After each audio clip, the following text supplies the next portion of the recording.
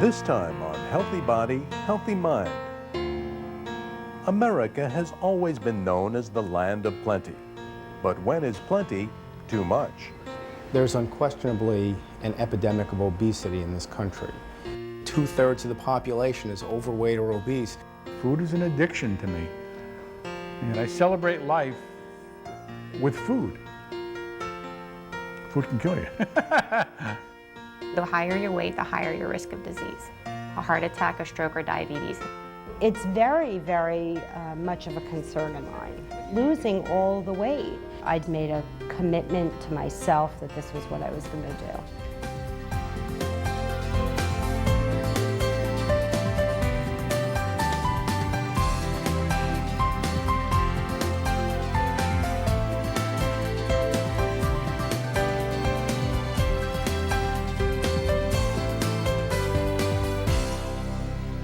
Welcome to Healthy Body, Healthy Mind. I'm Carlos Pagan. You can't open a newspaper or turn on the TV these days without being told that America is suffering an epidemic of obesity. There's so much new information, even the vocabulary is changing. A few years ago, the phrase cardiometabolic risk didn't exist. Now it's used by most doctors to describe a host of serious medical conditions such as cholesterol problems, high blood sugar, and hypertension, all linked to excess weight around the midsection. Countless Americans continue to ignore the threat of disease, even death, tied to our love of fatty foods and lack of physical activity. So let's start with a few essential terms that may help explain some of the fundamentals of the problem. Intra-abdominal adiposity is the visceral or animal fat carried around a person's midsection.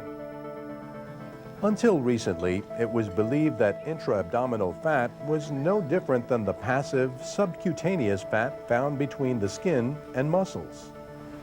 But when it's inside the abdomen, around the vital organs, it's much more metabolically active and much more serious as far as its effects on cardiovascular risk.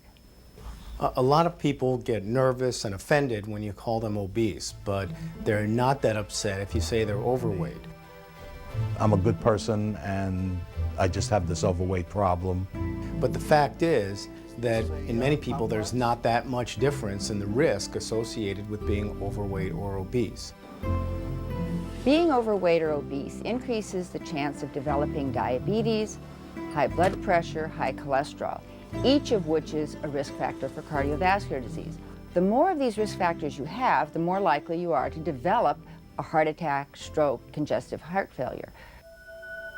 According to the American Heart Association, cardiovascular disease, or CVD, is the single largest cause of death in the U.S., claiming nearly 1 million lives each year.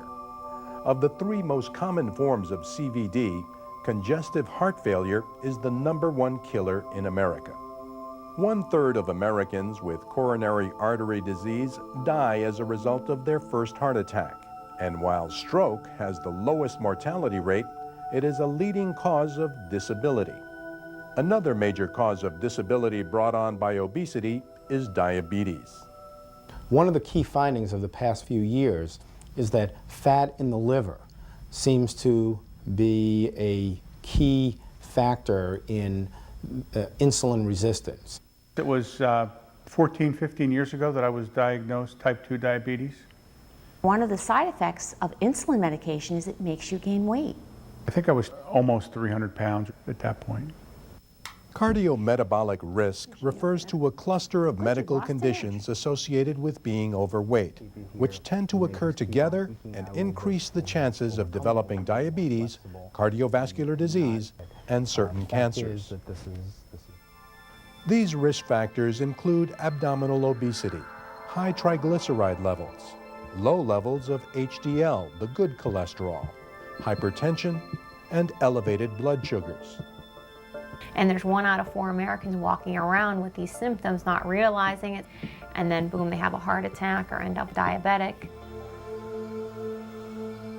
So, now you have the vocabulary to understand the critical connection between weight and cardiometabolic risk.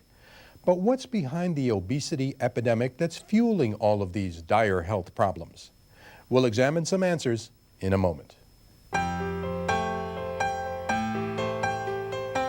According to the Centers for Disease Control and Prevention, losing just 10% of excess abdominal fat can cut cardiometabolic risk by 20 to 40%, depending on other risk factors present. Although the correlation between excess weight and cardiometabolic risk is concrete, it is actually more involved and complex than once thought.